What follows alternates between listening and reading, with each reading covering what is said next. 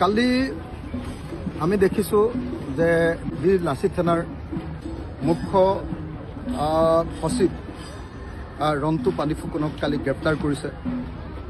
তেওঁক আজি পুলিচৰ কোৰ্টৰ সন্মুখত খাৰা কৰিছে। তেওঁৰ লগতে আৰু আন কেইবাজনকো গ্ৰেপ্তাৰ কৰিছে আৰু বিকাশ অসমকো গ্ৰেপ্তাৰ কৰিবৰ কাৰণে পুলিচে বিচাৰি ফুৰিছে। মই বীৰ লাচিত সেনা সম্পৰ্কে মই একো ক'ব নোখোজোঁ।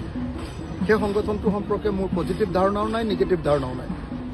কিন্তু এটা কথা খাটাং আপোনালোকে থাকিব পাৰে যে এই সময়ত যে তেওঁলোকৰ ওপৰত আক্ৰমণ কৰা হৈছে, মাত্ৰ এমাহ বা ডেৰ মাহৰ আগত বীৰ লাচিত সেনা সম্পৰ্কে অসমৰ মুখ্যমন্ত্ৰীয়ে বৰ ডাঙৰ ডাঙৰ ভাল কথা কৈছিল যে অসমৰ জাতীয় সংগঠন মানে বীৰ লাচিত সেনাৰ নিচিনা হ'ব লাগে বুলি তেওঁ প্ৰশংসা কৰিছিল।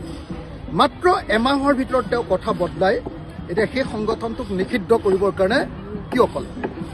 বীৰ লাচিত সেনাই পইচা তোলে, আগতেও তোলে, এতিয়াও তুলি আছে। হয়, ময়ো জানো যে তেওঁলোকে পইচা তোলে আৰু ভাল নকৰে, মই এইটোও জানো। কিন্তু এই মুহূৰ্তত তেওঁলোকক কিয় গ্ৰেপ্তাৰ কৰিছে তাৰ প্ৰধান কাৰণ বেলেগ একো নহয়। সকলো সংগঠনবিলাকে লাহে লাহে জুবিনদাৰ ন্যায়ৰ কাৰণে মাত পাতিবলৈ সংগঠিত হ'বৰ কাৰণে, একলগ হ'বৰ কাৰণে আৰম্ভ কৰিছিলে আৰু সেই ক্ষেত্ৰত বিকাশ অসমে এটা ভূমিকা গ্ৰহণ কৰিবলৈ চেষ্টা কৰিছিলে। আৰু মই খাটাং যে হিমন্ত বিশ্ব শৰ্মা চৰকাৰে কেৱল আৰু কেৱল জুবিনদাৰ ন্যায়ৰ কাৰণে এখন বিশাল সংগ্ৰাম হৈ যাব বুলি ভাবিয়ে, সকলোৱে লগ লাগি এক সংগ্ৰাম আৰম্ভ কৰিব বুলি ভাবিয়ে এনেকৈ বীৰ লাচিত সেনাৰ ওপৰত এই আক্ৰমণ নমাইছে। মই এই আক্ৰমণক নিন্দা কৰিছোঁ।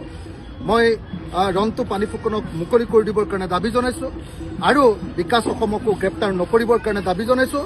কিন্তু একেটা সময়তে মই কওঁ, কিন্তু বীৰ লাচিত সেনাৰ প্ৰত্যেকজন সদস্যক আপোনালোকেও যথেষ্ট গণ্ডগোল কৰিছে, উচ্ছৃংখলতা কৰিছে, পইচা পাতি সঁচাকৈ আপোনালোকে যিধৰণে মানে দাদাগিৰি কৰে, এটা ভাল কথা নহয়।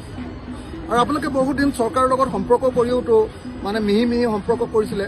এতিয়াতো দেখিলে হিমন্ত বিশ্ব শৰ্মাই কেনেকৈ পাল্টি মাৰি দিলে। গতিকে সকলোৱে নিজৰ আদৰ্শত সদায় স্থিতি ল'ব লাগিব, জনতাৰ পক্ষ স্থিতি ল'ব লাগিব। মই এই মুহূৰ্তত বীৰ লাচিত সেনাৰ বিকাশ অসম আৰু ৰন্তু পানীফুকনক মুকলি কৰি দিবৰ কাৰণে, বিকাশ অসমক গ্ৰেপ্তাৰ নকৰিবৰ কাৰণে আৰু ৰন্তু ফুকন আৰু তেওঁৰ সহযোগীসকলক মুকলি কৰি দিবৰ কাৰণে দাবী জনাইছোঁ। আৰু মই অসমৰ সকলো জাতীয় জনগোষ্ঠীয় সংগঠন, সকলো মানুহ, সকলো ৰাজনৈতিক দল, সকলোকে মই আহ্বান জনাইছোঁ, আহক আমি সকলোৱে মিলি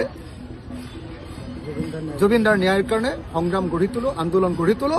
যেতিয়ালৈকে এই সংগ্ৰাম গঢ়ি নুঠিব তেতিয়ালৈকে কেতিয়াও এই বিজেপি চৰকাৰে ন্যায় নিদিয়ে। ধন্যবাদ।